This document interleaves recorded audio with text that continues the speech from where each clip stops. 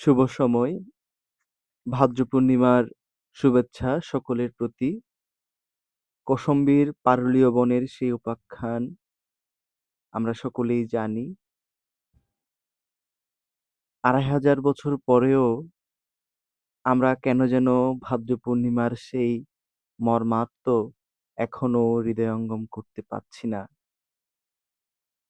একবার এক প্রাচীন প্রবীণ মহাস্থবিরের দেশনায় শুনেছিলাম, বড়ুয়া জনগোষ্ঠীর অনৈক্যের পেছনে একটি দীর্ঘ ইতিহাস বিদ্যমান।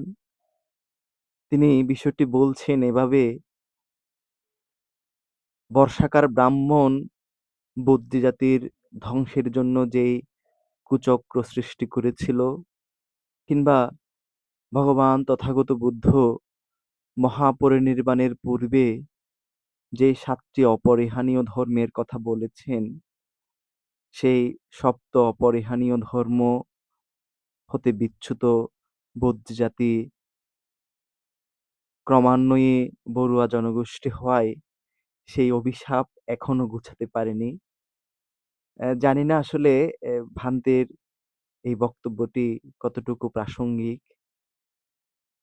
তবে আমাদের সমাজ ব্যবস্থা, আমাদের ধর্মীয় জীবন, আমাদের রাজনৈতিক উদাসীনতা সব মিলিয়ে কেন যেন ভান্তের সেই দেশনা মনে হয় অনেকাংশেই কাছাকাছি। বিষয়টি এজন্যই আজকে বলার চেষ্টা। সাম্প্রতিক বড়ুয়া বৌদ্ধ সমাজের বিভিন্ন ঘটনার মধ্যে উল্লেখযোগ্য একটি বিষয় হলো ভিক্ষু এবং গৃহীসঙ্গের পারস্পরিক স্নায়বিক যুদ্ধ। আমরা আম সামাজিক যোগাযোগ মাধ্যমের বদৌলতে দেখছি এক ভদ্রলোক ভিক্ষু সংঘের প্রাতিষ্ঠানিক শিক্ষা নিয়ে প্রশ্ন তুলেছেন, কিংবা সেই প্রশ্নের প্রত্যুত্তরে অনেক পরম পূজনীয় ভিক্ষু সংঘ গৃহীদের সাংসারিক জীবন নিয়েও অ্যা মন্দ ভাষায় কটূক্তি করেছেন। একটি কবিতায় পড়েছিলাম, গৃহত্যাগ এবং সংসার ত্যাগ এক বিষয় নয়।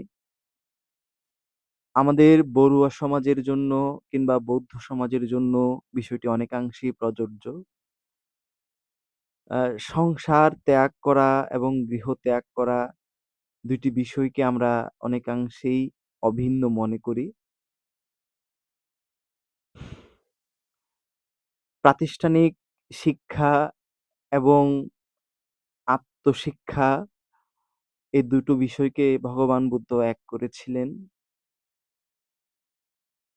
স্বশিক্ষিত লোকের যে প্রয়োজন এবং প্রাতিষ্ঠানিক শিক্ষারও যে প্রয়োজন, এই বিষয়টি আমরা বিনয় পিটক অধ্যয়ন করলেই পাই।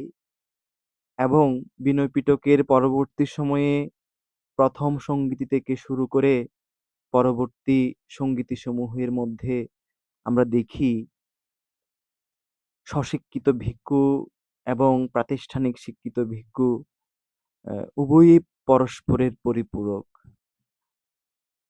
মূলত মহাবিদ্যালয় কিংবা বিশ্ববিদ্যালয়ের যে প্রচলন, সেটি বৌদ্ধ শাস্ত্রের মাধ্যমেই পাওয়া যায়।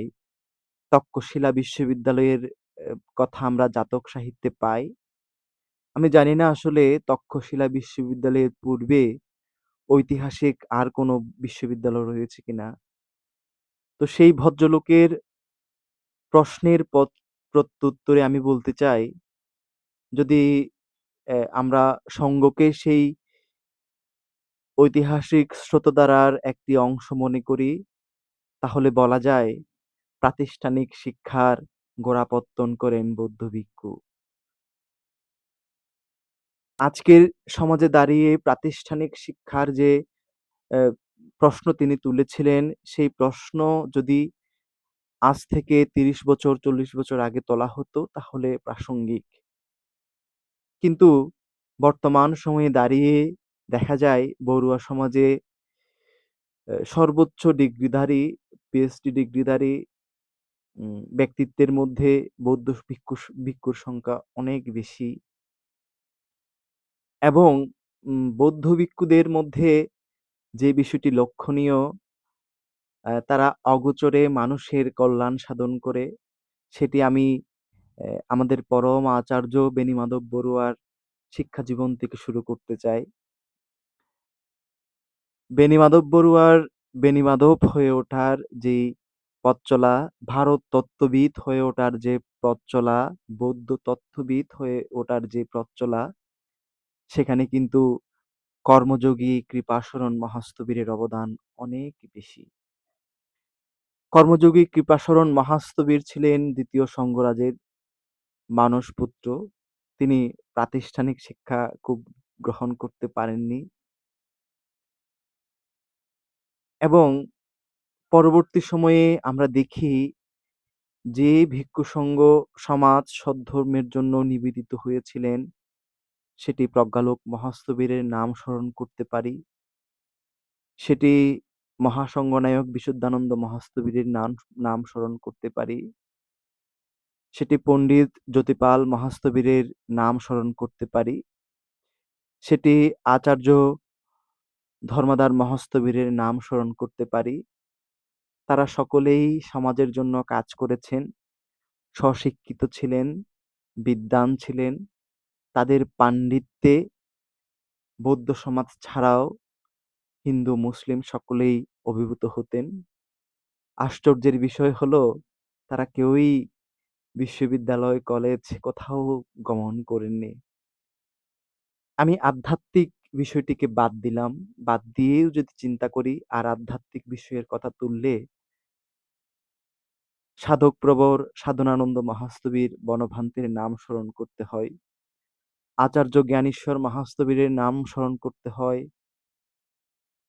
বিনয়াচার্য বংশদীপ মহাস্থবিরের নাম স্মরণ করতে হয়। বিনয়াচার্য প্রজ্ঞালঙ্কার মহাস্থবিরের নাম স্মরণ করতে হয়।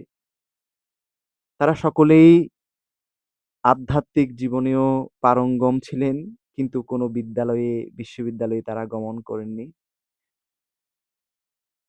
আজকের যুগে দাঁড়িয়ে আমরা দেখি তার যে প্রশ্নের যৌক্তিকতাও রয়েছে। মূলত তিনি যেই প্রত্যাশা থেকে, যেই দৃষ্টিভঙ্গি থেকে প্রশ্নটি করেছেন, সেই প্রশ্ন যদি তিনি আপামর বৌদ্ধ জনগোষ্ঠীর কাছে রাখতেন, তাহলেই বিষয়টি প্রাসঙ্গিক হতো।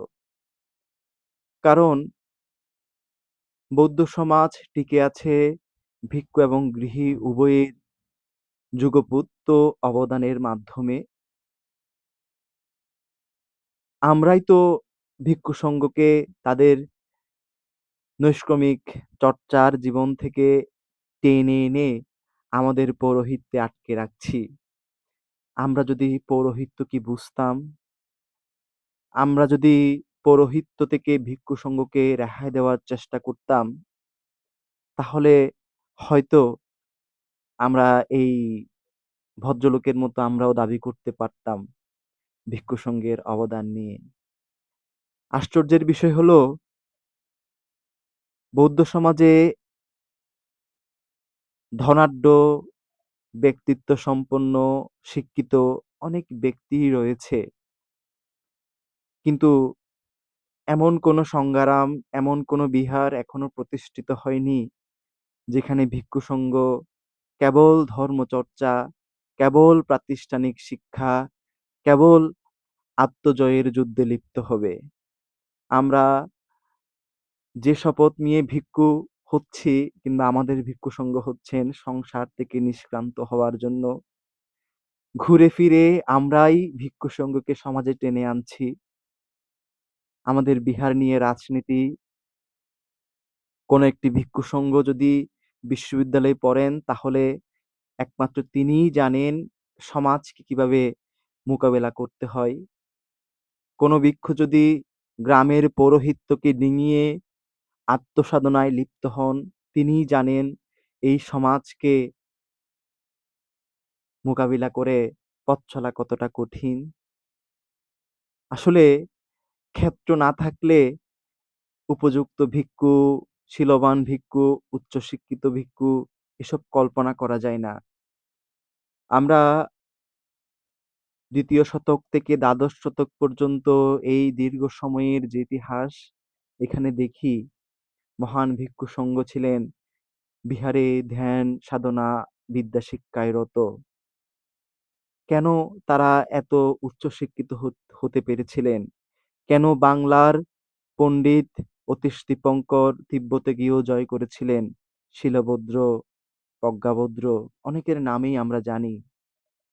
সে যুগে শিক্ষিত বৌদ্ধ পণ্ডিত বলতে আমরা কেবল বৌদ্ধ ভিক্ষুদের বুঝিয়েছি।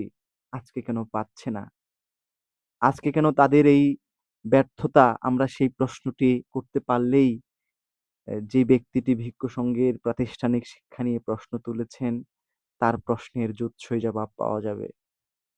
আমার মনে হয় আমরা যদি আত্মপ্রশ্নে নিয়োজিত হই, আমরা কতটুকু উপযুক্ত গৃহী হতে পেরেছি এই প্রশ্নে নিয়োজিত হই, তাহলেই আমরা পাল্টা প্রশ্ন করতে পারবো ভিক্ষু সংঘের প্রাতিষ্ঠানিক শিক্ষা নিয়ে। এই বলেই আমার আজকের মতো কিছু বলার চেষ্টাকে পরিসমাপ্ত করছি। বিষয়টি নিয়ে আরো কথা বলার ইচ্ছে আছে। আশা করছি সকলেই ক্ষমা সুন্দর দৃষ্টিতে দেখবেন এবং একটি মানবিক সামাজিক যোগাযোগ মাধ্যম প্রতিষ্ঠা করবেন। সকলের জন্য শুভকামনা।